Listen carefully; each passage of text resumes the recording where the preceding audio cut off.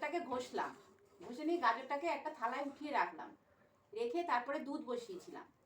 দুধ বসিয়ে দুধটা একটু ঘন হলো, মিনিট 15-20 দুধটা ফুটলো। তোমরা ভাবছো হয়তো এটা আবার কি, এটা হলো আমার মায়ের প্রথম মিনি ব্লগ।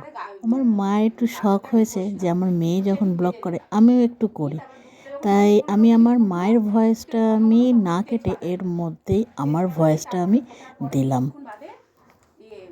তোমরা কমেন্টে অবশ্যই জানিও যে আমার মায়ের প্রথম ব্লগটা তোমাদের কেমন লেগেছে। ভুল আছে জানি, পুরো নিজে থেকেই জিনিসটা করেছে, তো ইচ্ছা হয়েছে যে একটু ব্লগ করবে, তাই জন্যে। করার পরে আপনারা খেয়ে দেখবেন কেমন লাগে, তারপরে আমাকে জানাবেন। আমি একটা খাই চ্যালেঞ্জ করব। মা বানিয়েছিল গাজরের হালুয়া, খুব টেস্টি হয়েছিল।